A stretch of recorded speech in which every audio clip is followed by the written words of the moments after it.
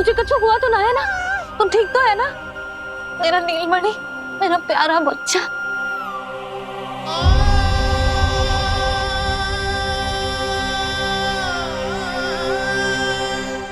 भोला, बंसी, ये सब क्या है?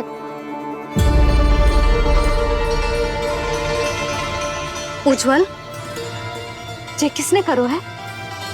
और देख, कहानी मत सुनाइयो। उज्जवल पुत्र, कैसे हुआ ये सब? किसने किया? और किसने? महाबली नीलमणि ने बड़ी ताई जी।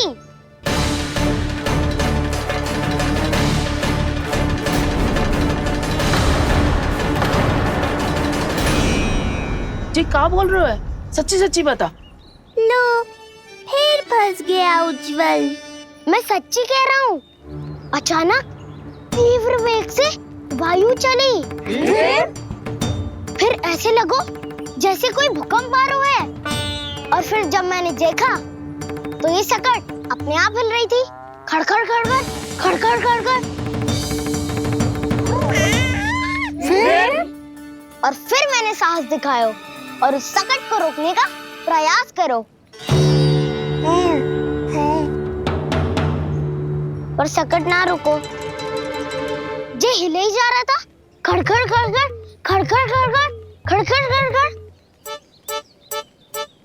और फिर ऐसे ही हिलते हुए अचानक से आगे बढ़कर सीधा नीलमणि के ऊपर चला आए हो। फिर और फिर सकट भी हिल रहा था। खड़खड़ खड़खड़। और सकट का सामान भी हिल रहा था।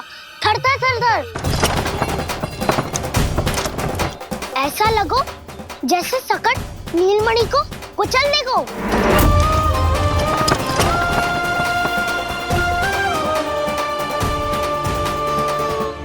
पर तभी जे जाग गए हो।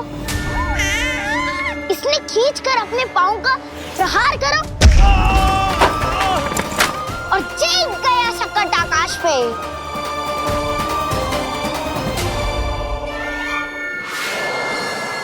और फिर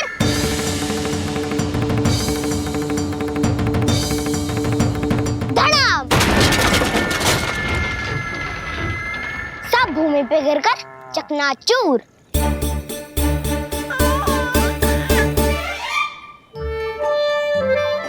मैं सच्ची कह रहा हूँ ताई जी। नीलमणि के पैर का स्पर्श होते ही वो सकट ऐसे वायु में उड़ी जैसे कोई फूल। अच्छा, और जो तेरे हाथ में ये माखन है, ये भी अपने आप उड़ के आ गया होगा ना? हाँ, मैं सच्ची कह रहा हूँ। सदा बड़पोलापन, ये अच्छी बात ना है लल्ला। सत्य बता। मैया, मैं सत्य बोल रहा हूँ। ये सकट अपने आप ही आयो था और नीलमणि के प्रहार करते ही दूर जा गिरो।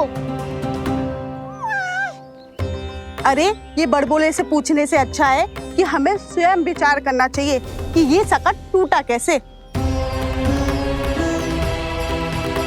हाँ नंदराज, हाँ, हम भी आरती के लिए भीतर चले गए थे। हाँ। अरे, आप सब मेरा विश्वास क्यों ना कर रहे हो? नीलमणि के प्रहार से ही। उज्जवल, सकट बहुत पुराना था, पहिया ढीला होकर खुल गया होगा। यशोदा, अनेक कारण हो सकते हैं। चिंता करने की कोई आवश्यकता ना है। मैं चिंता क्यों करने लगी भला? मेरे नीलमणि के गले में रक्षा वाला कंठक पहले से ही है। और हम जैसा पूजा पाठ इतने विधि विधान से इसी के लिए तो कर रहे हैं, है ना पंडित जी? हाँ रानी जी। तो बस फिर मेरे लल्ला को कछु क्यों होने लगो? और आप सब स्वयं ही देख लो ना, जे इतना बड़ा सकट टूट के बिखर गया है, किंतु मेरे लल्ला को एक खरोच भी ना आई। इसका अर्थ तो यही है ना कि हम जो भी कर रहे हैं सही कर रहे हैं। मुझे चिंता करने की कछु आवश्यकता ही ना है। चलो सब भीतर चलते हैं। हाँ हाँ, लल्ला को भूख भी लगी आई होगी। चल।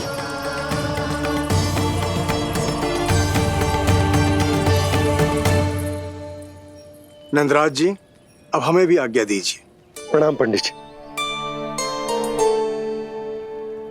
ध्यान कहाँ था तुम दोनों का? और अधिक सावधान रहने की आवश्यकता थी ना। क्षमा कीजिए नंदराज।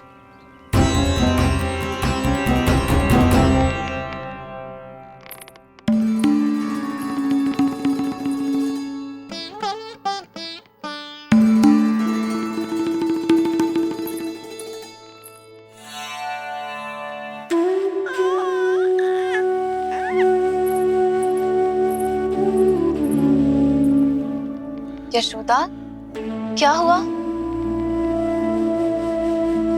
बोलो ना, क्या सोच रही हो? मुझे बहुत चिंता हो रही है जीजी। मेरे लल्ला के साथ कुछ ना कुछ दुर्घटना होती रहती है। अरे, अभी बाहर ही तुम सबको समझा रही थी, अब भीतर आते ही क्या हो गया तुम्हें? बाहर समझाने वाली मैं ना थी जीजी, वो तो गोकुल की रानी जसोदा थी। किंतु भीतर से मैं अपने नीलमणि की मैया हूँ, बस। और एक मैया को कितनी चिंता होती है, इसे आपसे अधिक कौन जान सकता है। बहुत बड़ा धक्का लगा है मैया को इस घटना से। अब तो ये मेरी रक्षा के लिए और भी अधिक चिंतित हो जाएंगी। यंत्र का कंठक, पूजा पाठ, इतने सारे प्रहरी, सुरक्षा के प्रबंध, यदि इतने सबके बाद भी मैं अपने लल्ला की रक्षा न कर पाई तो मुझसे अधिक अभागी कौन हो सकती है। मैं तुम्हारे मन की दशा समझती हूँ यशोदा। इसी चिंता के कारण ही तो मैंने आज तक अपने पुत्र को छुपा कर रखा है। मैं जानती हूँ जीजी, मैं समझती हूँ। मैंने तो नीलमणि के लिए इतने सारे संस्कार भी करो है, पूजा पाठ की है, किंतु मैंने तो आज तक अपने पुत्र का एक भी संस्कार नहीं किया है। आंसू पोंछ लीजिए बड़ी माँ, शीघ्र ही सब कुछ ठीक हो जाएगा। जब मैंने उसे जन्म दिया उसके बाद से आज तक न उसे घर के बाहर लाई हूं, न कोई संस्कार किया है। मैं तो उसका नामकरण भी नहीं करवा पाई हूँ यशोदा। उसके जन्म के समय स्वामी ने यह संदेश भिजवाया था कि उस कंस को हमारे पुत्र के बारे में तनिक भी भनक नहीं पड़नी चाहिए। तब से आज तक भय के छाव में जीती आई हूँ कि वो कंस कहीं हमारे पुत्र को भी ना मार दे, जैसे देवकी के सारे संतानों को मार दिया है। ये आशंका कभी सत्य नहीं होगी बड़ी माँ, मैं हूँ ना। माँ अपनी संतान के मन की बात बिना कहे ही समझ जाती है। आप भी समझ जाओ ना मैया।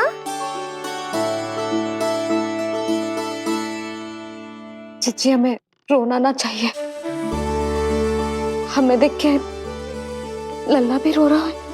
मैया, आपकी सहायता की आवश्यकता है मुझे ऐसे क्यों लग रहा है जैसे लल्ला मुझसे कुछ कहना चाह रहा है। दाऊ को हम सबसे दूर कब तक रखेंगे बड़ी माँ? ये सोच रहे होगो कि अब तक आपने इसके दाऊ को छुपा के क्यों रखो है। मैं उनसे मिलना चाहता हूँ मैया। चिच्ची, कितना मन करता होगा ना इसका अपने दाऊ से मिलने का। और आपके लल्ला का भी तो मन करता होगा ना कि अपने छोटे भाई को मिले। कितनी बातें करते हैं हम दोनों की इनके सामने। हाँ यशोदा, मैं भी अपने पुत्र को नीलमणि के बारे में सब कुछ बताती हूँ। तो बस फिर हमें साथ साथ रखिए ना। मेरा आधा हिस्सा है वो, उनके बिना मैं अधूरा हूँ मैया। ये दोनों भाई एक दूसरे के बिना अधूरे हैं जीजी। हमें इन दोनों को साथ ही रखना चाहिए। आप ही सोचो, यदि नीलमणि की रक्षा होगी तो आपका लल्ला भी तो सुरक्षित रहेगा। तुम सच कह रही हो यशोदा। हमें इन दोनों को मिलाना चाहिए और साथ में ही रखना चाहिए, सुरक्षित। तब तो शीघ्र ही पंडित जी को बुलाकर हमें शुभ मुहूर्त निकलवाना चाहिए। शुभ मुहूर्त? हाँ, शुभ मुहूर्त। दोनों भाइयों के मिलन के साथ साथ उनका नामकरण संस्कार भी करवा देते।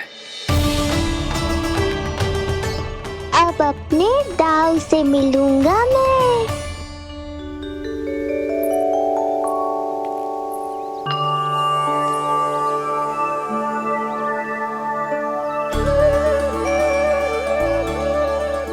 ऋषिवर के दिव्य आभा के कारण ये वातावरण कितना शुद्ध, कितना पवित्र लग रहा है ना। हाँ देवकी, इनका तेज ही ऐसा है कि इनके निकट केवल पवित्रता ही वास कर पाती है। किसी भी प्रकार की दुष्टता इनके पास जाने से पहले ही नष्ट हो जाती है।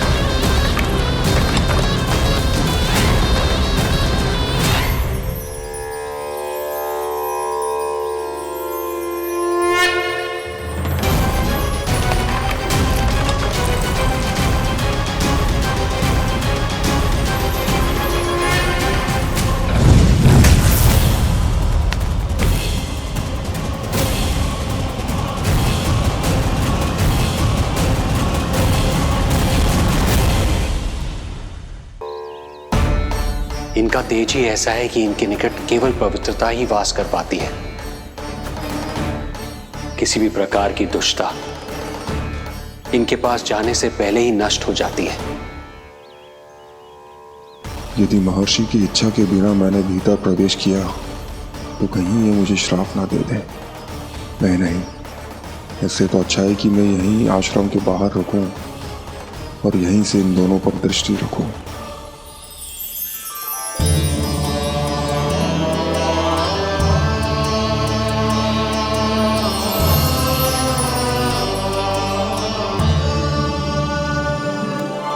आपके आने का आभास हो गया था राजन।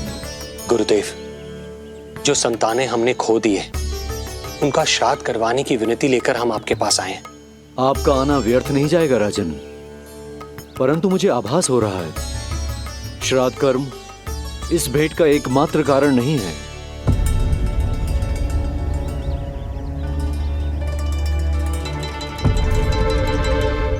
आपको उसकी या कंस की चिंता करने की कोई आवश्यकता नहीं है। निश्चिंत होकर बताइए कि आपकी इच्छा क्या है। गुरुदेव, वर्तमान में मेरी प्रथम पत्नी रोहिणी पुत्र सहित गोकुल में निवास कर रही है। हमारे उस पुत्र का और भाभी यशोदा के पुत्र का नामकरण संस्कार करवा दीजिए। बस यही हमारा सौभाग्य होगा। मुझे कुछ सुनाई क्यों नहीं दे रहा है?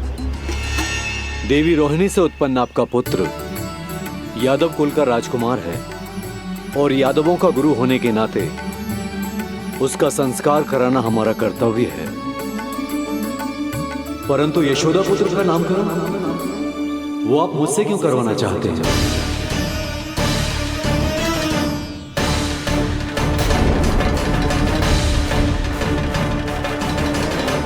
गुरुदेव,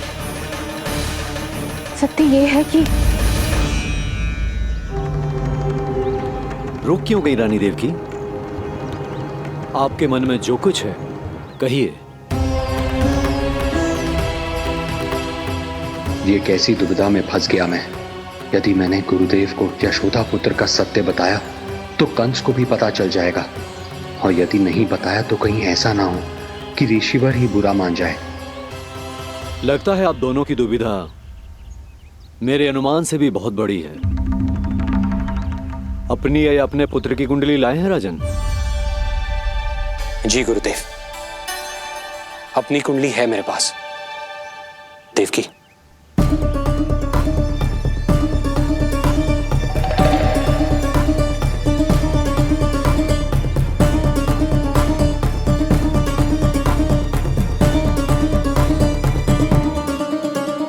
जो रहस्य आप नहीं बता पा रहे हैं राजन, वो ये कुंडली बताएगी।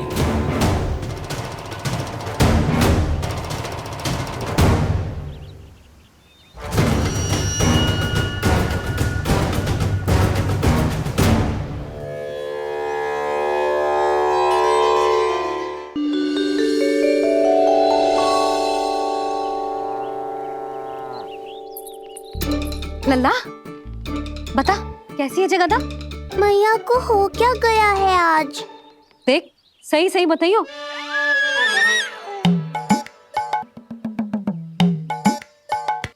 अच्छी है ना? पसंद आएगी ना उसे? हाँ? या फिर जे मोर पंख वाला मुकुट दे दूं? पहली बार मिल रहा है तू, उपहार तो देना चाहिए ना? पर बड़े तो वो है ना मैया, उपहार तो वो देंगे मुझे।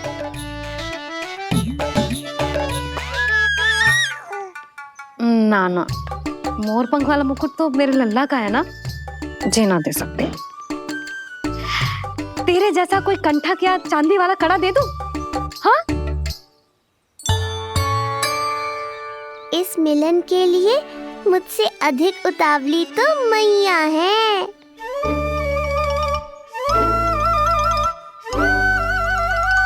अच्छा, जे उपहार छोड़, तू तो जे बता कि तू उसे बुलाएगा क्या कह के? अन्य सभी के जैसे बड़े भैया या गांव वालों के जैसे दद्दा बुलाएगो, या फिर बड़े नगरों में जैसे बुलाते हैं ज्येष्ठ भ्राता बुलाएगो, या फिर प्रेम से बुलाएगो दाऊ बुलाएगो ना?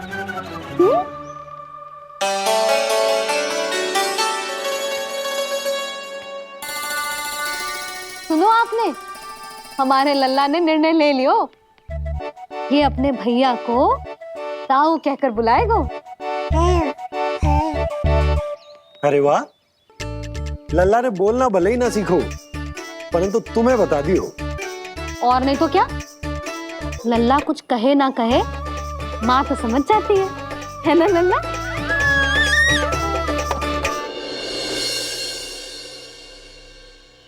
और इसने दाऊ वाली बात पे हाँ भी की है। हाँ हाँ, तो सदानंद जी ने भी कर दी है। लो, मैं तो भूल ही गई। क्या कही पंडित जी ने? बता तो ना यशोदा, बाहर से आया हूँ, हाथ पैर तो धो लूं। हाँ, ये लो। अब बताओ, कब का मुहूर्त निकालो है? तनिक हाथ मुंह पूछ लो। अब बताओ क्या कही उन्होंने? यशोदा, थक गए हूँ, तनिक सांस तो लेने दो। बाहर से आया हूँ, जल ना पूछोगी?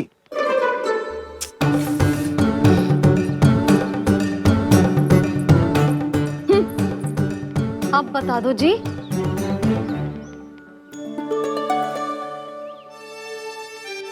बाबा, अब बता भी दो, नहीं तो खेल खेल में खेल हो जाएगा।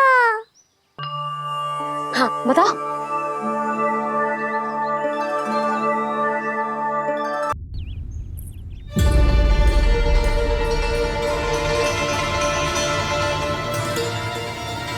हो क्या रहा है वहां? ये क्या दिया है राजकुमारी ने?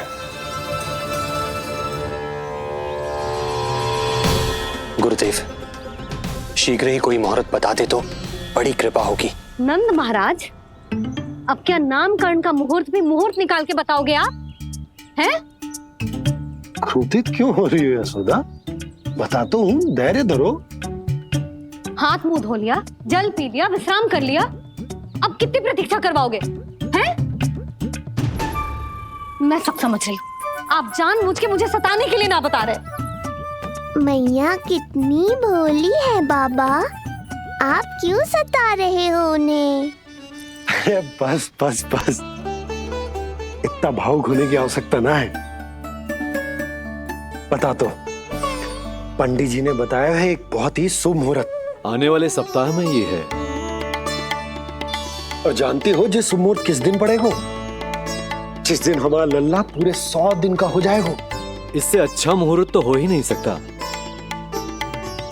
धन्यवाद गुरुदेव।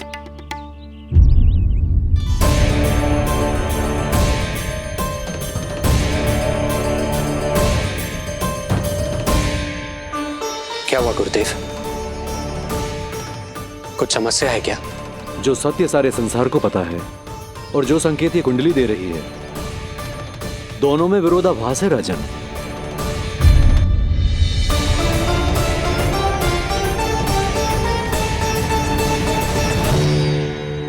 मैंने कहा ना राजन, उसकी चिंता करने की आवश्यकता नहीं है।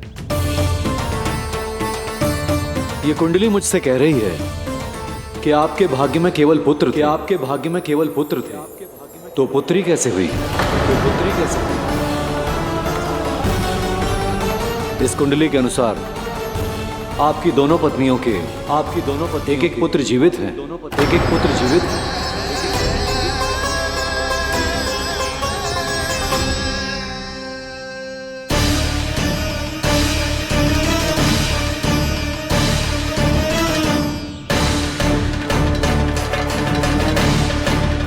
देवकी,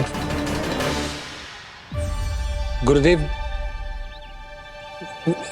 मैं कुछ कैसे? कहने की आवश्यकता नहीं है राजन, मैं जानता हूं मेरे प्रश्नों के उत्तर कहां मिलेंगे। अरे कौन से प्रश्न और कैसे उत्तर?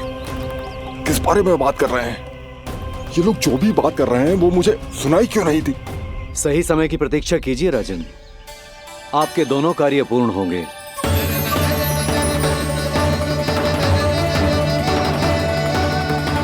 अब आप निश्चिंत होकर जाइए और प्रसन्नता मनाने की तैयारी कीजिए।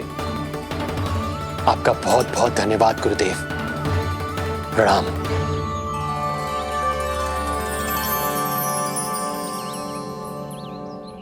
सच्ची? पहले नारायण को धन्यवाद दूं कि लल्ला को सूचना दूं? कुछ समझ में ना आ रहा। लल्ला मैं अभी आया।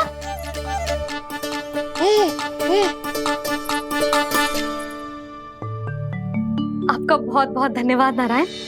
अब शीघ्र ही मेरे लल्ला और उसके दाऊ को उनके नाम मिल जाएंगे, वो नाम जिससे वे पूरे संसार में पहचाने जाएंगे। अब लल्ला को बताती हूँ। लल्ला, तू जैसे ही 100 दिवस का हो जाएगा, तेरा और तेरे दाऊ का नामकरण हो जाएगा। हाँ। किंतु आपने तो बताओ ही ना, हम इन दोनों को मिलवा कब सकते हैं? क्या देख रहे हो, बताओ तो। यशोदा, पंडित जी ने कही कि दोनों भाइयों को मिलवाने के लिए कोई मुहूर्त की आवश्यकता ना है, तो हम चाहे तो इन्हें आज भी मिलवा सकते हैं। लल्ला सुनो तूने, तू आज ही अपने दाऊ से मिल सकते है। मैं अभी सारी तैयारियां करती हूँ। भव्य मिलन होगा गोकुल में, भव्य मिलन। कुंडली के अनुसार इन दोनों के 8 पुत्रों में से 2 जीवित बचे हैं। पहला तो रोहिणी पुत्र है, पर दूसरा कौन है? और वो कन्या कौन थी जिसे कंस ने मारा था? वासुदेव की कुंडली में अभी तक पुत्री योग बना ही नहीं है।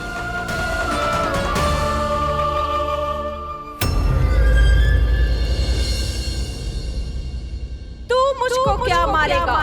अपनी आयु संभाल, काल तेरा अवतरित रूप है उसका।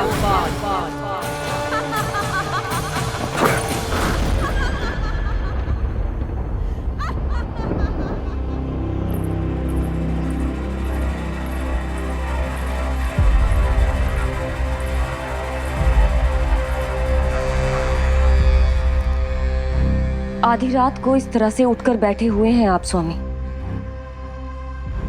मैं ये तो नहीं जानती कि किस बुरे स्वप्न ने आपकी नींद छीन ली है, परंतु इतना अवश्य जानती हूँ कि जो सूचना ये गुप्तचर लेकर आया है, इसे सुनकर आप रात भर सो नहीं पाएंगे।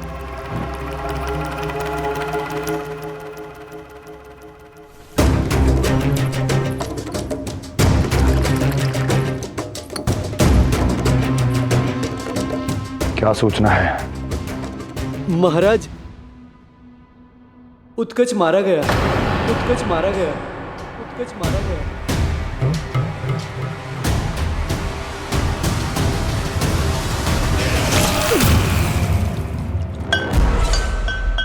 सूद वूद खो गए हो क्या अपनी? जो दिखता ही नहीं उसे मारा कैसे जा सकता है? इसने स्वयं देखा था महाराज, जिस शकट में समाकर शक्तासुर उस बालक को कुचलने वाला था, आपके शत्रु ने उसी शकट को चकनाचूर कर दिया।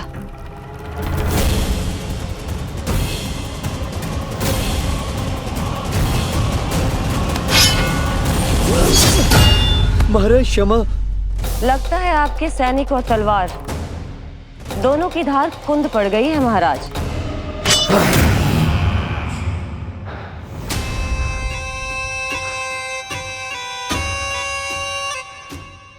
इस तलवार की धार पर अब तभी विश्वास दृढ़ होगा जब ये उस बालक के रक्त से स्नान कर लेगी।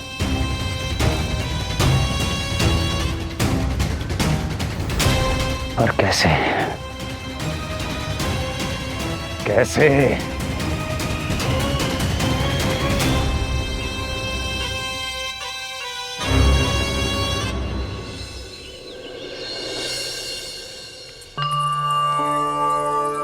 कैसी लगी तुझे दाऊ से मिलने की तैयारी? बहुत अच्छी है मैया, पर उससे भी अच्छी है वो प्रसन्नता जो इस मिलन के उत्साह में मुझे आपकी आंखों में दिख रही है।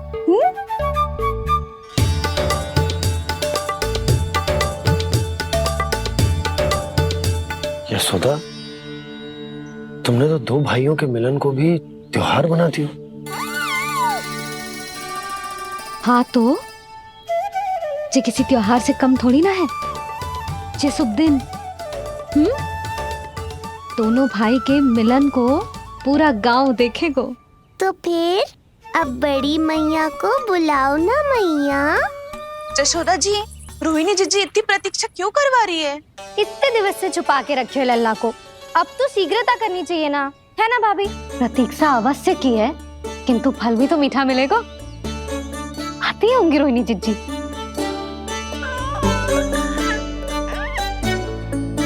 जीजी, कहीं उन्होंने अपना विचार तो ना बदल दियो?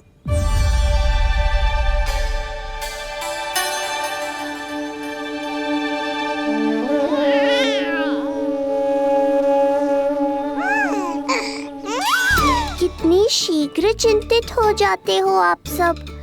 देखो आ रहे हैं वो। लाल छुपा रखने को विवश थी नियति की सताई, भूल के भय माज प्रभु की जग सम्मुख है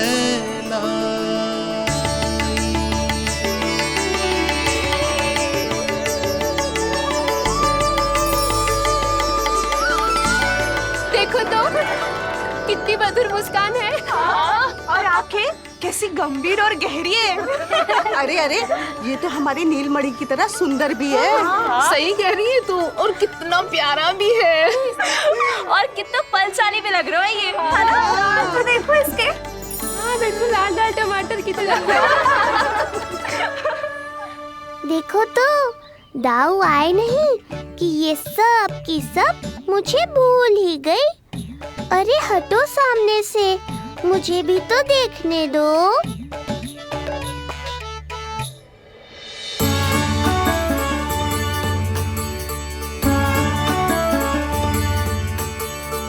मैया सहायता करो ना।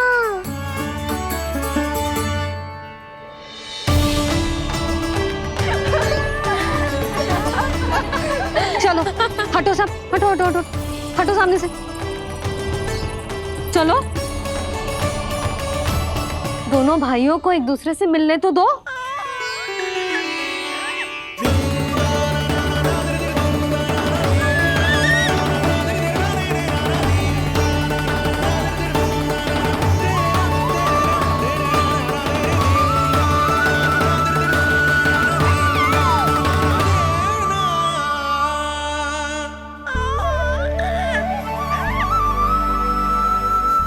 चल लल्ला, चल आजा। देख लन्ना, आ गए जे तेरे भैया, तेरा दाऊ। जी भर के बातें करो और निहारो एक दूसरे को। लाओ जिज्जी, आजा। ये रहे तेरे दाऊ। आओ जिज्जी।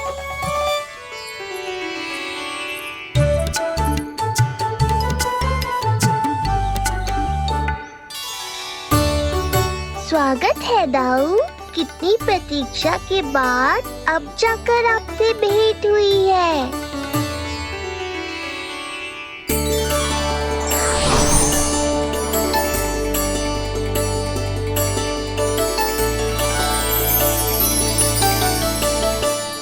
क्या हुआ दाऊ? मुझे पहचान नहीं पा रहे? कितनी देर लगाओगे दाऊ? अब तो पहचान लो, छोटा भाई हूँ आपका।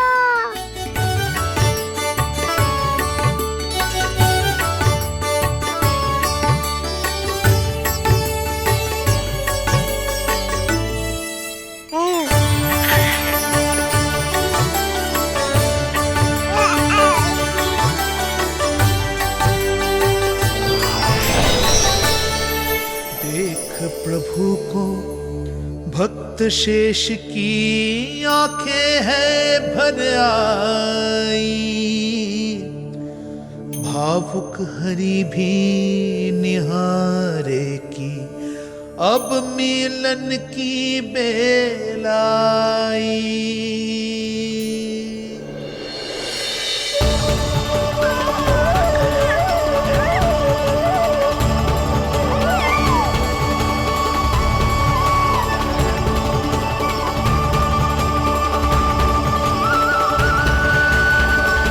प्रभु, आपके दर्शन पाकर मैं धन्य हो गया। प्रभु नहीं, छोटा भाई पुकारो शेष। ये कैसे संभव है? आप नारायण हैं, मेरे प्रभु। ये जानते हुए भी मैं आपसे बड़ा कैसे बन सकता हूँ? हर दुविधा की तरह इसका भी समाधान है शेष। अब तो हम एक दूसरे से मिल भी चुके हैं। पृथ्वी पर हमारा सूत्र जुड़ चुका है, इसलिए समय के साथ तुम ये भूल जाओगे कि तुम्हारा ये भाई मेरा ही अवतार है। ये क्या कह रहे हैं प्रभु? वही जो आवश्यक है, नहीं तो तुम नीलमणि के बड़े भाई होने का कर्तव्य कैसे निभाओगे? कैसे डांटोगे मुझे? और बड़े होने के नाते मुझ पर अधिकार कैसे दिखाओगे? पर प्रभु, पर किंतु परंतु ये सब भूल जाओ शेष। आज से, इसी क्षण से मैं हूं तुम्हारा छोटा भाई और तुम मेरे ताऊ। मैं हूं तुम्हारा छोटा भाई और तुम मेरे ताऊ। नारायण नारायण दाऊ। दोनों इतने सुंदर लग रहे हैं, मेरी तो दृष्टि भी ना हट रही इससे। कहीं मेरी ही दृष्टि ना लग जाए नहीं। ये तो प्रतिदिन की कथा है दाऊ। हे नारायण, मेरे कानों से तो अभी से रक्त निकलने लगा। आदत डाल लो दाऊ, अब तो सहना ही पड़ेगा। वो देख रहे हो, सुलक्षणा चाची सबसे अधिक चतुर यही है। केवल अधिक चतुर ही नहीं नीलमणि, बहुत अधिक सयानी भी है ये। बिल्कुल सही पहचाना दाऊ, पर आप चिंता मत करो, मैं हूँ ना, मैं संभाल लूंगा इन सबको। देखो तो जिज्जी, इन दोनों की दृष्टि एक दूसरे से ऐसी चिपक गई है कि अब हटने का नाम ही ना ले रही। जे सूचक है उस प्रेम के बंधन का, जिसमें जे दोनों भाई आज के बाद सदा के लिए बंध जाएंगे।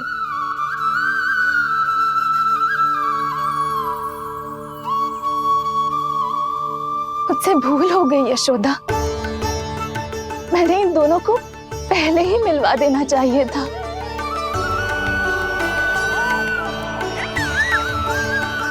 मैं कहती थी ना आपसे।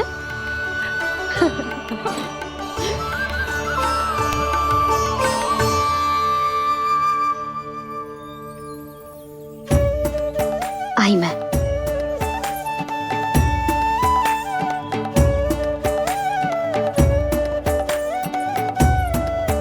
क्या सोच रहे हो ऐसे खड़े खड़े? देख रहा हूं दोनों भाइयों का ये मिलन किसी त्योहार से कम थोड़ी ना। सही कहा था तुमने।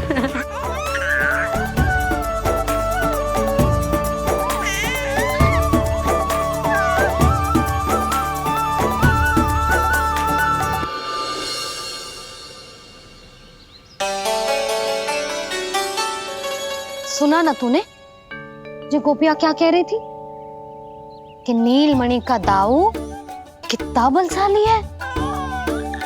इसका तो यही अर्थ हुआ ना कि नीलमणि अपने दाऊ जितना बलशाली ना है। अब समझा मैया कि आज मुझसे इतना व्यायाम क्यों करवाया जा रहा है। पर मुझे पता है मेरा नीलमणि सबसे अधिक बलशाली है। हाँ। उज्जवल ने कही थी ना नीलमणि ने यूं उड़ा दिया था काले कौवे को मथुरा की ओर। और उज्जवल ने तो ये भी कही थी कि नीलमणि ने अपने पांव से सकट पे प्रहार भी किया था। कैसे किया था प्रहार? कैसे किया था? लग गई मैया को। कैसे किया था? फिर से बता कैसे किया था?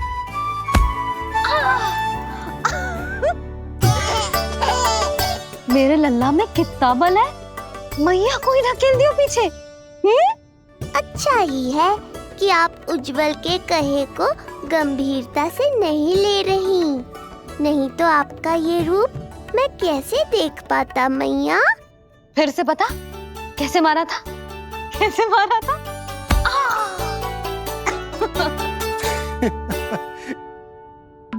लल्ला तू बड़े के जैसे कब से हंसने लगो?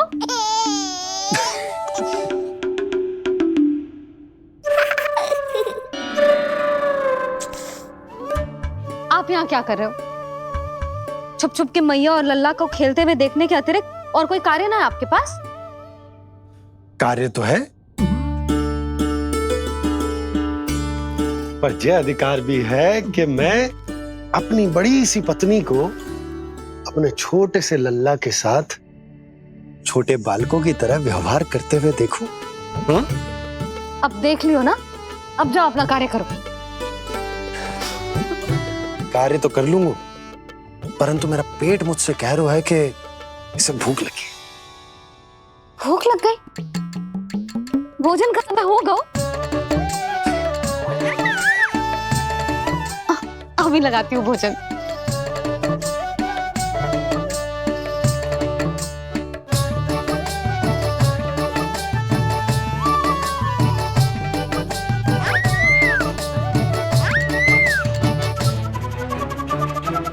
क्या हुआ लल्ला? इतना उतावला क्यों हो रहा है तू? तुझे भी भूख लगी आई है क्या? सच्ची में भूख लगी आई है कि मंद मंद मुस्कुरा के मैया को बांधना चाहता है? तनिक रुक जा, तेरे बाबा को भोजन परोस के यूं गई और यूं आई। मेरा अच्छा लल्ला।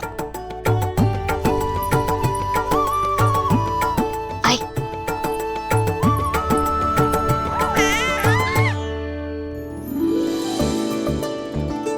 आज केवल रोटी है खाने में? ना, दाल है ना, तरकारी भी है, दही है, लड्डू भी है। तो दाल ले आओ। अभी लाई है।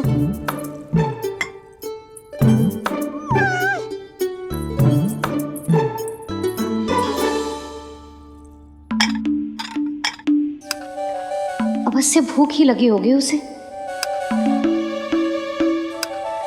यशोदा, दही नहीं दाल। क्षमा करना, भूल हो गई।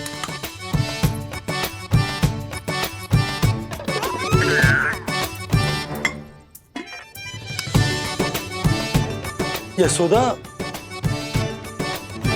दाल दाल।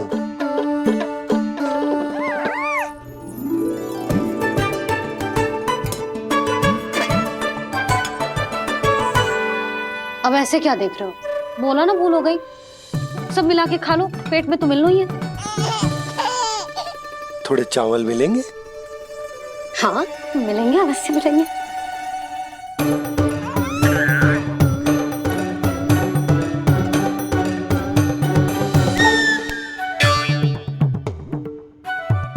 लड्डू नहीं, चावल।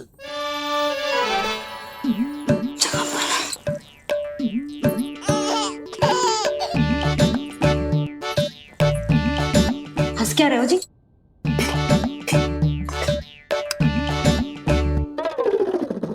आज व्यायाम भी बहुत कस के करवाओ था मैंने, कहीं अधिक भूख तो ना लगी होगी। सच्ची है सुधा, बिल्कुल ना बदली तू। पहले रामू की चिंता में व्याकुल रहती थी और अब हम नीलमणि में तुम्हारा मन लगा रहता। हाँ तो लल्ला भूखा हो और मैया का मन व्याकुल भी ना हो, ऐसा हो सकता है भला? फिर तो दूध पिला दो ना उसको। जाऊं? शीघ्र जाओ। किंतु आप तो खा रहे हो ना पतिदेव। वही तो यशोदा, मैं खा रहा हूं, किंतु वो भूखो है। जाओ। ठीक है। यहाँ थी तो लल्ला की भूख के लिए चिंतित थी, अब वहां जाएगी तो पक्का मेरे भोजन के बारे में चिंता करेगी। कहीं आधी भूख में ना उठ जाए तेरे बाबा, उन्हें कुछ और चाहिए होगा तो। सही कहा था बाबा ने, वहाँ मेरी चिंता थी, यहाँ बाबा की चिंता है। सच्ची मैया अनोखी हो आप।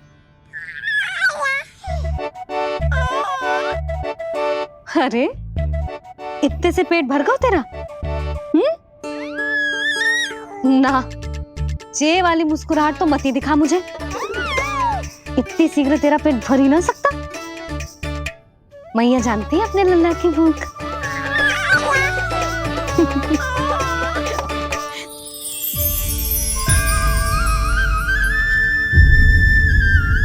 ये क्या है लल्ला? ये क्या था तेरे मुंह में? दिखा दिखा।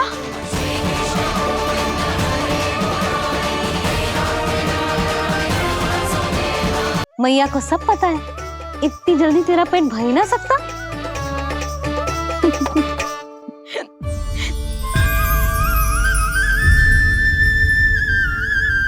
ये क्या है लल्ला?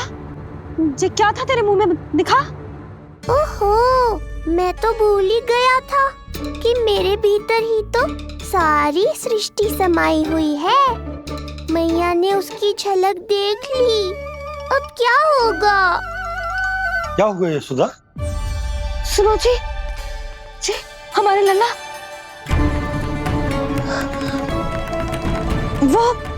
वो इसके मुंह में। क्या? भूल जाओ ना मैया, कुछ नहीं था मेरे मुंह में। लल्ला मुंह खोल के बाबा को दिखा। अरे क्या देख रही है उसके मुंह में? अवश्य ही मेरा दृष्टि भ्रम होगा, किंतु ऐसा भ्रम। अरे बताओ ना यशोदा, या फिर मुहूर्त शीघ्र ना बताने की बात का प्रतिशोध ले रही हो तुम? ना ऐसी बात ना है। तो फिर बताओ ना क्या बात है? हा? मैंने लल्ला के मुंह में कुछ देखो। क्या देखो? अब फंस गया मैं। मैया बाबा को सब कुछ बता देंगी और राय का पहाड़ बन जाएगा। फिर कैसे संभालूंगा इन दोनों को? ऐसे लगो जैसे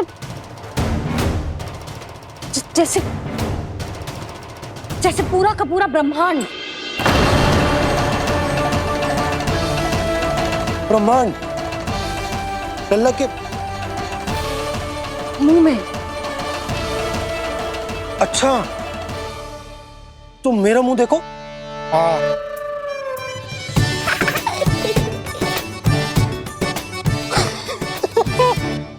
ब्रह्मा, सोदा, मुझे पता था आप मेरा उपहास उड़ाओगे। अरे नहीं नहीं नहीं, तुम देखो तो सही।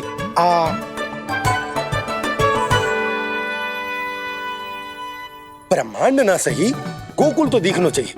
अरे गोकुल को राजा हूं मैं, है कि ना? है? देखो, अरे देखो। धन्यवाद बाबा, आपने इस बात को गंभीरता से नहीं लिया, इसलिए अब मैया भी नहीं लेंगी। आज तो बचा लिया आपने। आज के बाद ना आपको कुछ बताऊंगी ही ना। आप जाओ, नामकरण उत्सव की तैयारी करो। और हाँ, इस बार भी उत्सव छोटा ही करना है, जो तो मत ही बोलना आप। हाँ। अब इसे कैसे समझाऊं कि हम कोई भी उत्सव बड़ा ना कर सकते? व्यर्थ ही कंस की दृष्टि पड़ जाएगी हम पर।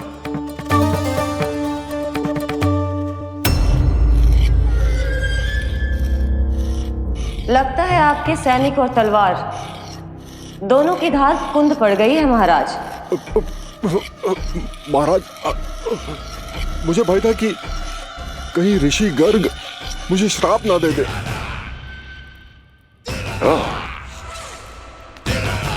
तो श्राप से भयभीत हो गए दुर्जन,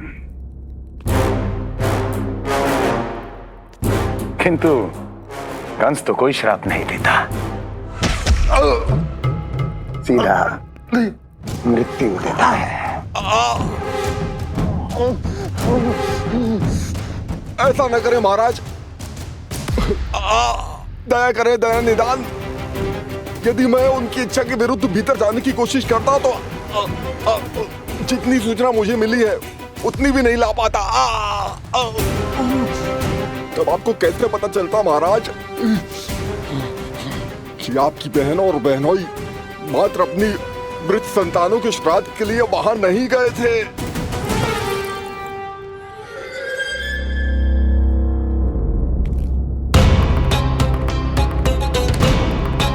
आगे बोलो।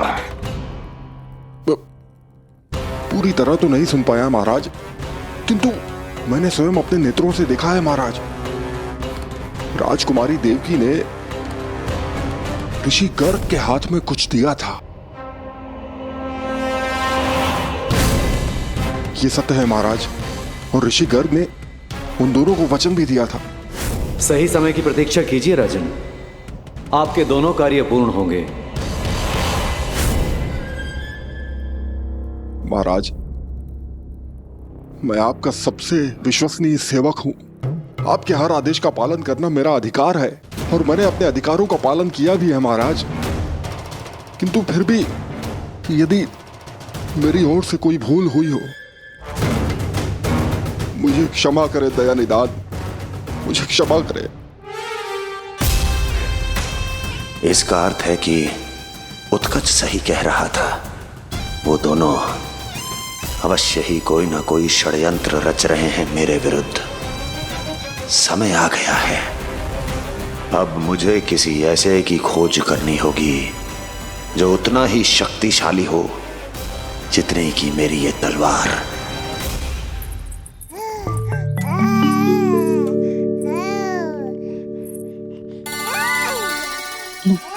अभी से पुकारने लगो जी, अभी तो आई हो रसोई में।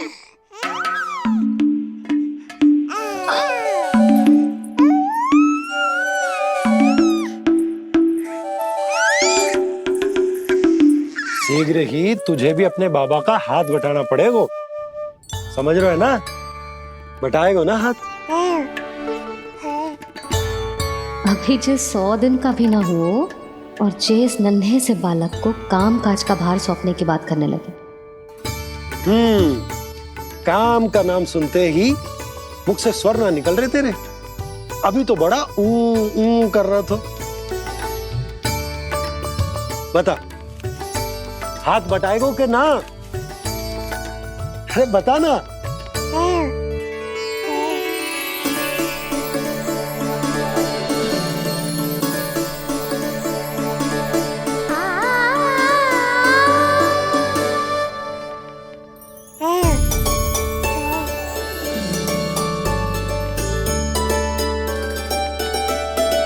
कल तू पूरा 100 दिन को हो जाएगा लल्ला। पंडित जी आएंगे, तुझे नया नाम मिलेगा। देखो तो मन में तो इनके भी कितना उत्साह भरो है, बस दृष्टि में मैं ही आती हूँ। और कल तुझे वो नाम मिलेगा लल्ला जिससे पूरा संसार तुझे पहचानेगा।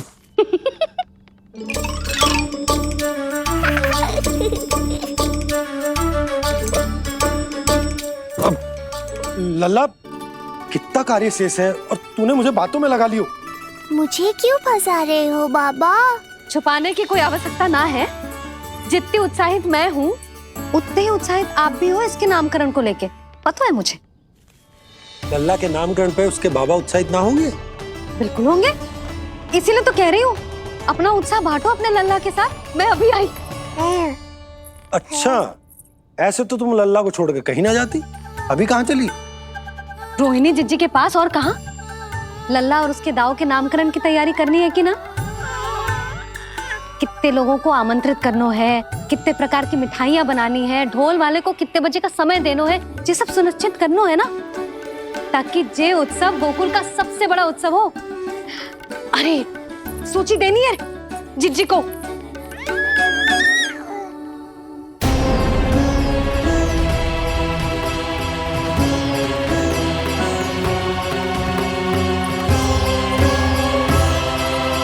सबकी कोई आवश्यकता ना है। आवश्यकता ना है मतलब? कहना क्या चाहते हो आप? मैं ये कहना चाहता हूं कि यशोदा, सत्य तो ये है कि हमें दुख में ना अत्यधिक दुखी होना चाहिए और ना सुख में अत्यधिक उत्साहित। प्रसन्नता कितनी भी क्यों ना, हमें उत्सव संयम से ही मनाना चाहिए। इतने वर्ष संयम ही तो रखा था ना नंद जी। ये समय संयम का ना आनंद से बावले हो जाने का है। यशोदा, हम आयोजन छोटा ही करेंगे। मैं कुछ सोच समझ कर ही तो कह रहा हूं। पर क्यों? मुझे भी तो समझाओ। हर बात समझाने की ना होती यशोदा। अच्छा, पति पत्नी में भेद हो तो है? ठीक, मैं कोई भेद ना रखूं। जो भी अब तक मैंने तुम्हें ना बताया है वो सब बताऊं। ओहो, क्या कर रहे हो बाबा? कंस के बारे में कुछ बता मत देना मैया को। वो मंगला है ना, उसने आज शाम को ही बछड़ा दियो और भाद्रपद का मास लगभग बीतने को ही है, तो धीरे धीरे शरद ऋतु आ जाएगी, दूध की हानि भी कम हो जाएगी। हाँ? और वो सरजू है ना, उसको बैग जी ने पूरे पखवाड़े का विश्राम के लिए कहा है। क्यों? क्योंकि वो ठाट से गिर गए थे और गिरते समय उसे भीतरी चोट लग गई थी। अरे बस बस बस, ये सब मुझे क्यों बता रहे हो? इसका नामकरण से क्या संबंध? तुम्ही ने तो कही ना कि पति पत्नी के बीच में कोई भेद ना होता, तो मुझे जो भी बात पता है मैं तुम्हें बताऊंगा। कितनी समझदारी से बात बदल देते हो आप, और भोली भाली मैं आपकी बातों में आ जाती हूँ, और इस सब में असली बात तो रह ही जाती है। किंतु आज बात मेरे लल्ला की है। उत्सव तो विशाल ही होगा, और इस बारे में कछु और ना सुनूंगी मैं। आप लल्ला का ध्यान रखो, मैं जा रही हूँ रोहिणी जीजी के पास। यशोदा,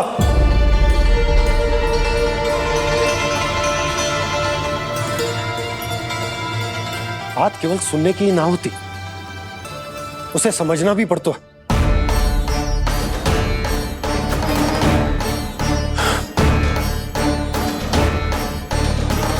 विश्वास है ना मुझ पर? मैं कुछ सोच समझ कर ही कर रहा हूँ ना।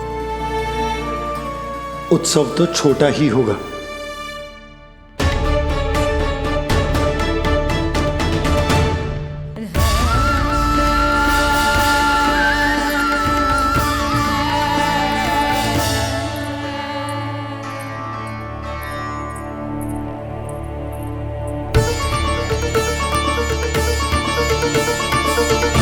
क्षमा करना लल्ला, तेरी मैया को डांटना पड़ गया।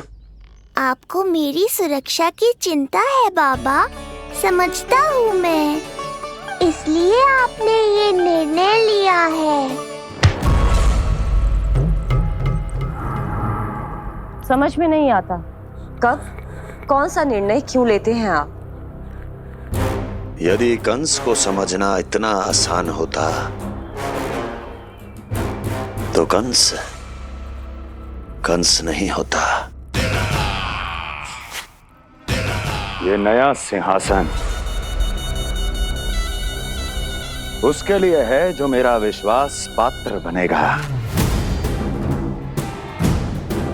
मेरे दाहिने हाथ की तरह मेरे मन के सबसे निकट होगा वो। मंत्री परिषद में विशेष स्थान की प्राप्ति होगी। मेरे बाद पूरे राज्य के लिए उसी का वचन होगा। शासन। किंतु ये अधिकार केवल उसे प्राप्त होगा जो मेरी परीक्षा में उत्तीर्ण होगा। मेरा सबसे महत्वपूर्ण कार्य करेगा वो।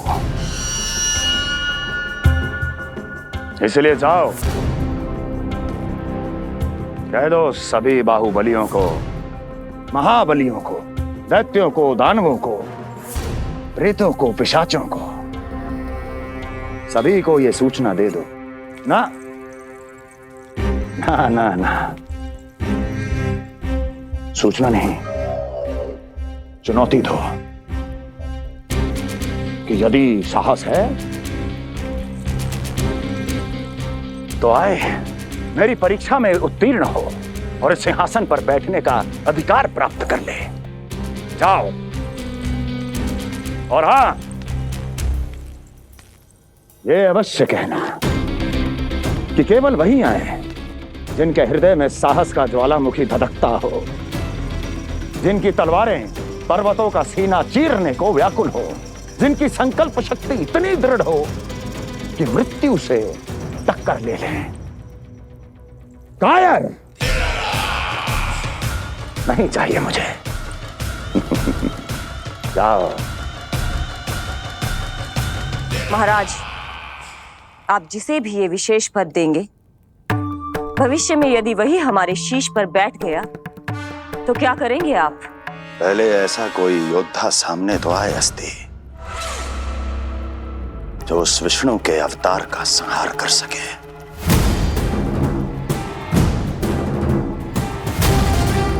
और जहां तक प्रश्न है हमारे शीश पर बैठने का, तो स्मरण रखो अस्ति, कंस को अच्छी तरह आता है ऐसे दुस्साहसियों को बीच दरबार में खड़ा करके अपनी उंगलियों के संकेत पर नृत्य करवाना। ता दीर्घ ता। और अपना कार्य सिद्ध होने के बाद उनके तन से उनके शीश को उतारना कंस को भलीभांति आता है।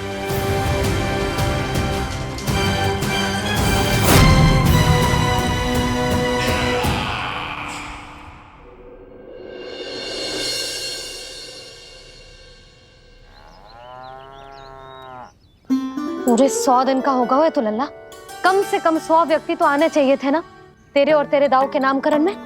हाँ, अब तुम मुस्कुरा क्या रहो है? तू ही बता, जे भवन देख के लग रहा है कि यहाँ कोई उत्सव है? बिना अतिथियों के कैसा उत्सव और कैसा आनंद, तू ही बता। पर मैं करूं भी तो क्या? पता है लल्ला, मुझे तो लग रहा है तेरे बाबा ना कंजूस होगा है। नहीं तो भला और क्या समस्या हो सकती है उन्हें बड़े आयोजन से? अरे गोकुल के राजा का लल्ला है तू, राजकुमार। यदि तेरा आयोजन बड़ा ना होगो तो भला किसका होगो?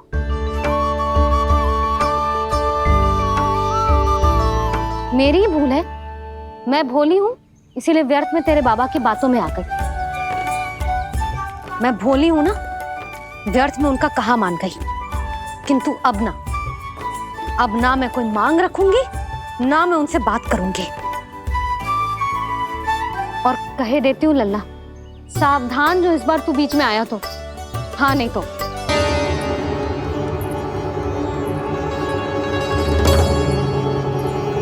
क्या होगा?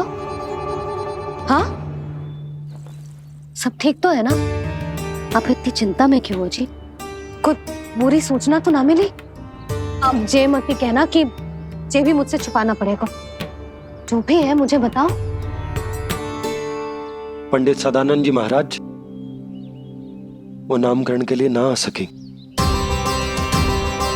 उनकी बिटिया के पांव भारी, उसे लिवाने वो समधियाने गए। ये तो शुभ समाचार है।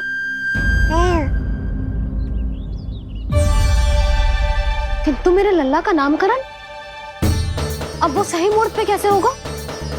वही तो समझ ना आ रहा। ऐसे मन छोटा करने की आवश्यकता नहीं है मैया बाबा। आप दोनों तो स्वागत की तैयारी करो, आ रहे हैं वो।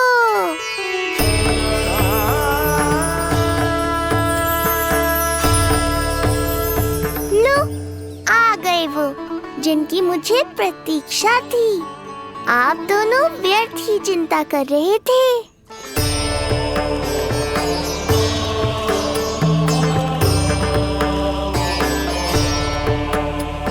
अब कौन करेगा मेरे लल्ला का नामकरण? ऋषि गर्ग,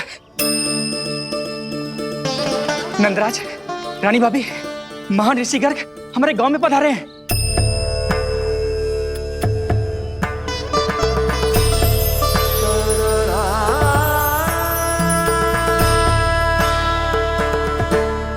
ऋषि गर्ग गोकुल में? हाँ नंदराज, और कह रहे थे उन्हें यादव राज वासुदेव जी ने भेजो है रानी जी के पास। अरे तो तुम लोग खड़े खड़े क्या देख रहे हो? जाओ उनके सत्कार की तैयारी करो। जी यशोदा, उनके स्वागत की तैयारी करो। सुनो जी, वो तो यादवों के कुलगुरु है ना, रोहिणी जीजी के यहाँ आए हैं, हमारे यहाँ आएंगे। आप देखती जाओ मैया, वो सीधे हमारे घर ही आएंगे।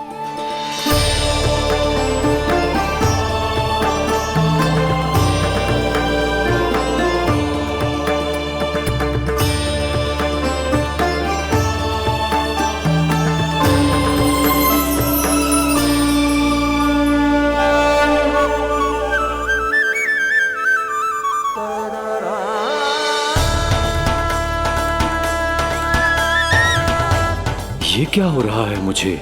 मैं उस भवन की ओर क्यों बढ़ा जा रहा हूँ?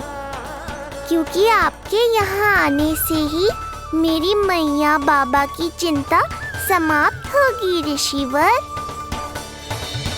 ये बात तो मैं न जानता, परंतु मुझे जाकर उनको स्वागत करना चाहिए।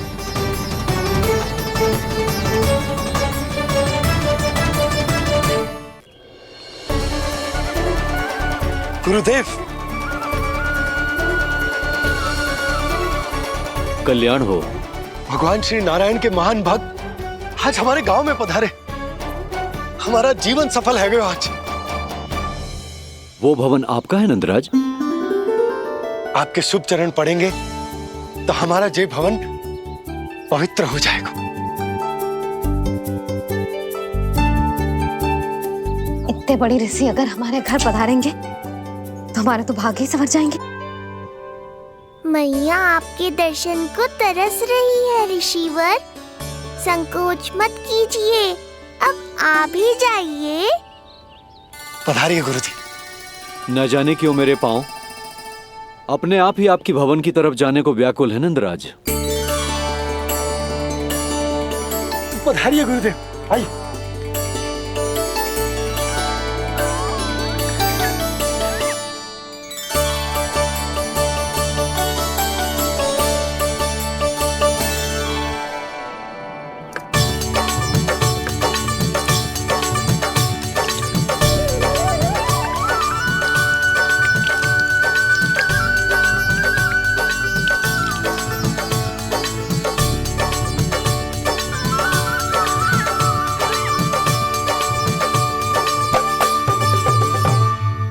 कल्याण हो। पधारिए।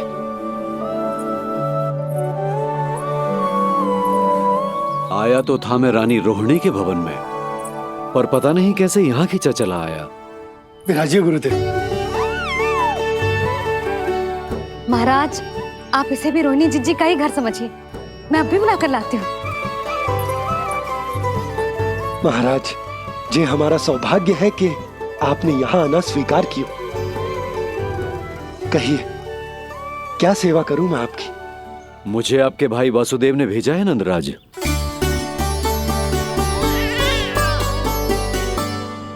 प्रणाम गुरुदेव। स्वामी जी ने आपसे इतनी दूर आने का आग्रह किया है, अवश्य ही कोई बड़ा कारण होगा। कारण तो है, आपके पुत्र का नामकरण करने आया हूं मैं यहाँ।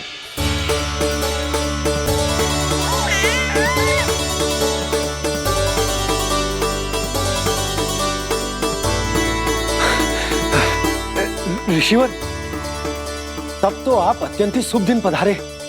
आज का ही मुहूर्त निकलो है भाभी के लल्ला और हमारे लल्ला के नामकरण के लिए। हम तो पंडित जी गांव से बाहर हैं, इसीलिए आप। अब तो आप यहाँ आ गए हो, आप हमारे भी लल्ला का नामकरण कर दो ना। पुत्री, ये क्या कह रही हो तुम?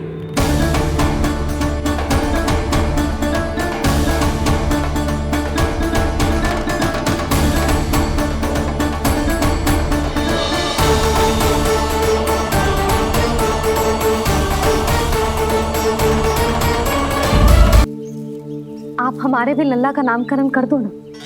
पुत्री, ये क्या कह रही हो तुम? विनती कर रही हूँ, और मेरी जे आग्रह अस्वीकार मत ही करो। आप दोनों भाइयों का नामकरण एक साथ हो जाएगा।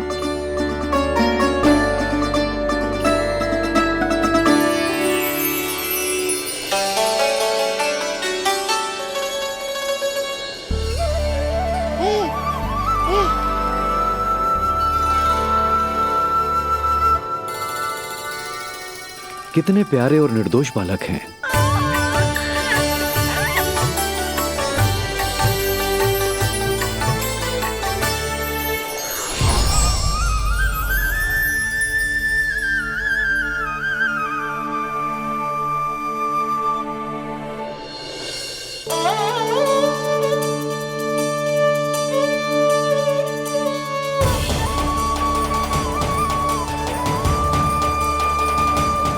इन दोनों को देखकर गुरुदेव की आंखों में आंसू क्यों आ गए?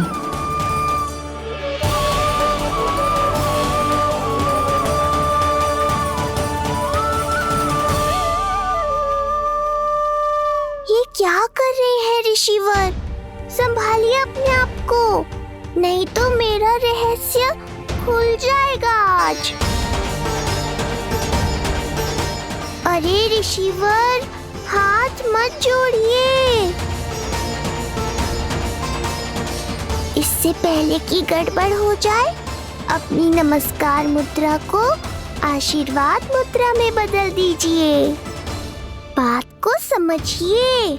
मैंने ये अवतार मैया और लल्ला के अद्भुत संबंध का अनुभव करने के लिए लिया है, पर आपकी भावुकता के कारण यदि मैया को मेरा सत्य पता चल गया तो ये संबंध ही बदल जाएगा।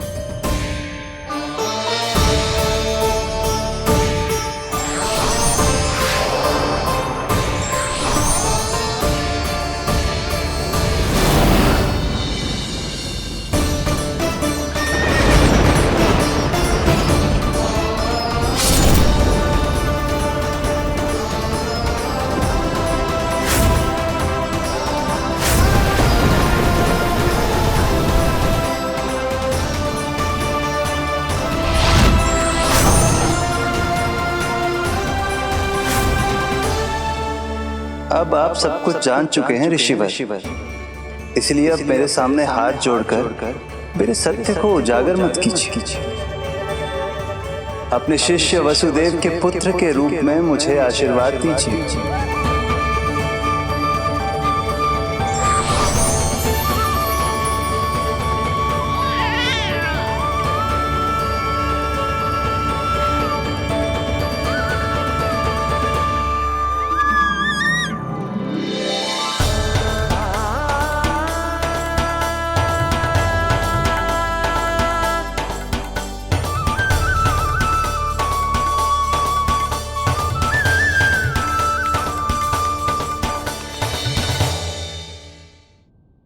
ऋषिवर, आप मौन क्यों हैं? और आपकी आंखों में आंसू, सब कुछ ठीक है ना?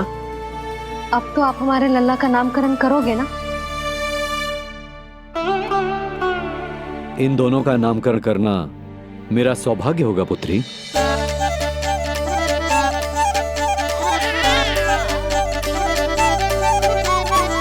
परंतु ये गोपनीय रूप से करना होगा।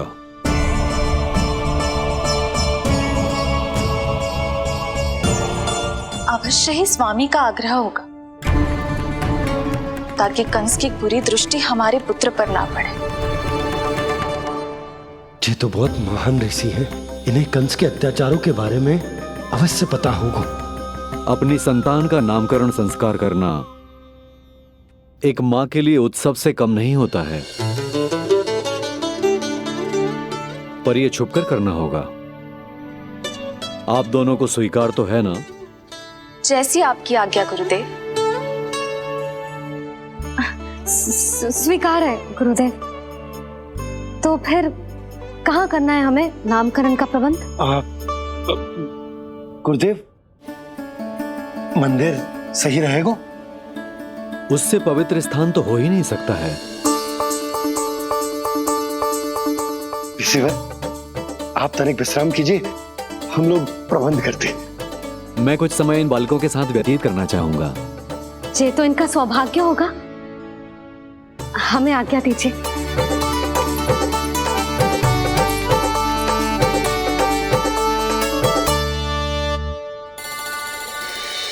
प्रभु, स्वयं भगवान होकर भी आपको बंदी गृह में जन्म लेना पड़ा।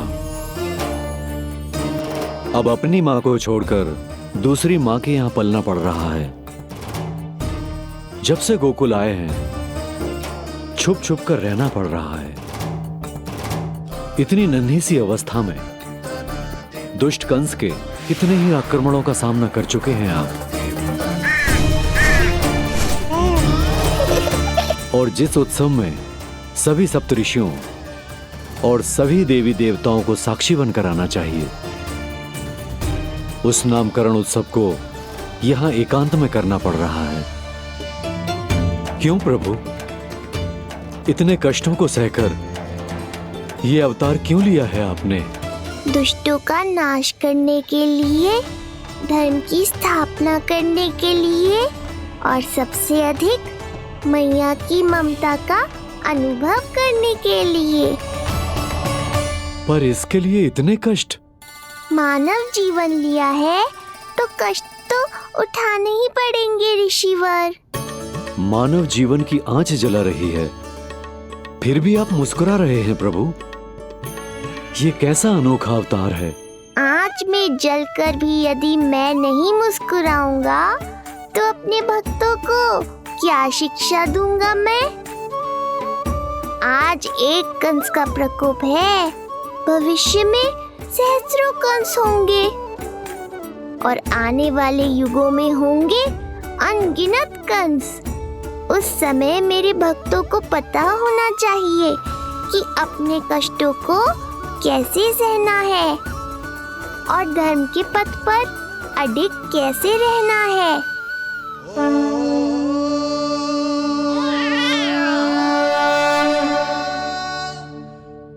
आप धन्य हैं प्रभु। देखा अस्ति, जब सिंह दहाड़ता है तो वन के सभी जीव जंतु इकट्ठे हो ही जाते हैं। वो सब जो मेरा विश्वास पात्र होने का अधिकार और ये सिंहासन पाना चाहते हैं, सामने आए। बुद्धि के बिना बल अपंग होता है महाराज, और मेरे पास बुद्धि और बल दोनों हैं। आप केवल आदेश दीजिए किसका संहार करना है।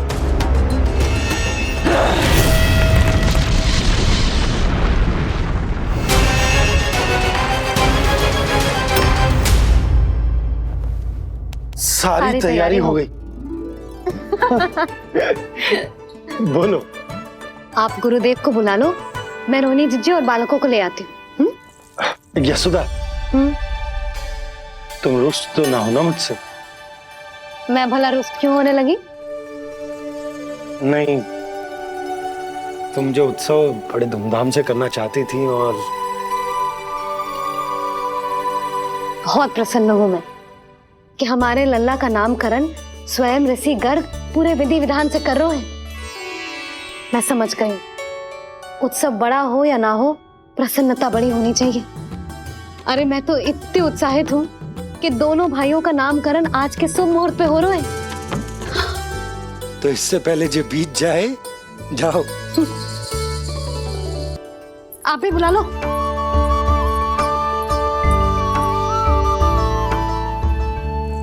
यहाँ सब के सब एक से बढ़कर एक है, तो फिर अपने कार्य के लिए किसका चुनाव सबसे पहले करूं? मेरा सामर्थ्य तो आपने अभी तक देखा ही नहीं महाराज। चुटकी बजाकर शत्रुओं का विनाश कर सकता हूं मैं।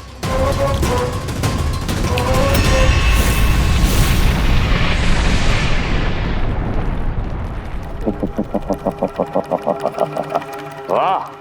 किंतु आपने तो बताया ही नहीं कि करना क्या है। वध करना है, एक नवजात बालक का वध। उसे साधारण बालक मत समझना। गोकुल में नंद के घर पल रहा वो बालक विष्णु का अवतार है।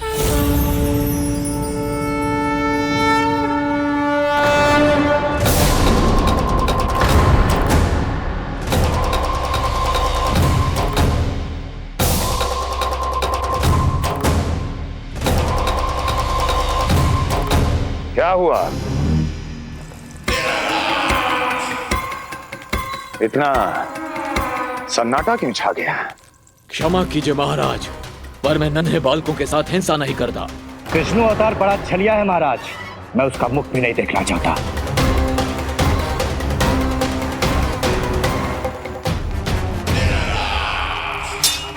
जाने दो इन्हें।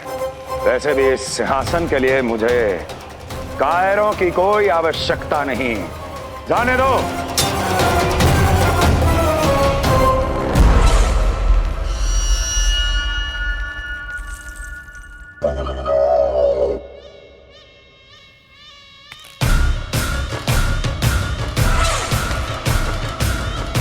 दुर्जन,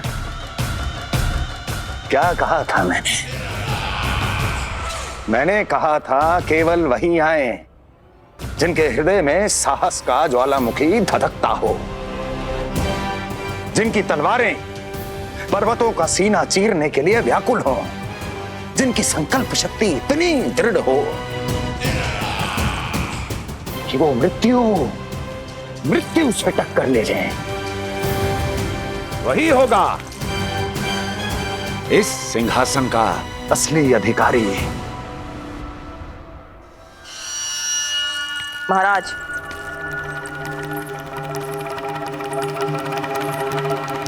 ना तो आपके दिए इस सम्मान का कोई मूल्य रह गया है और ना ही आपके भय का। अभी अभी आपने ही कहा था ना कि जब वन में कोई सिंह दहाड़ता है तो उस वन के सभी जीव जंतु एक जगह एकत्रित हो जाते हैं, परंतु उसी वन में जब कोई बब्बर सिंह दहाड़ता है तो वही जीव जंतु भय के मारे इधर उधर भागने लगते हैं। निश्चित ही वो बालक इन सब के लिए बब्बर सिंह बन चुका है। उसका भय हमारे साम्राज्य की नींव हिला रहा है महाराज।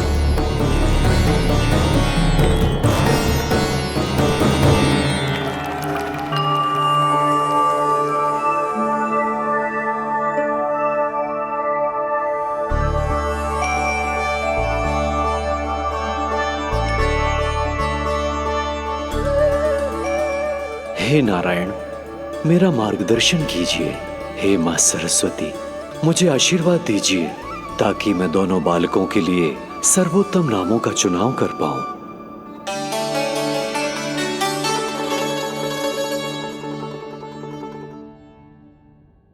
आपके पुत्र को बड़े भाई के कर्तव्य का निर्वाह करना है और इस दायित्व को प्रभु श्री राम से अच्छा किसने निभाया है? जैसा अटूट संबंध उनका अपने भाइयों के साथ था, मैं श्री नारायण से प्रार्थना करता हूं कि वैसा ही प्रेमपूर्ण संबंध इसका भी अपने छोटे भाई के साथ हो।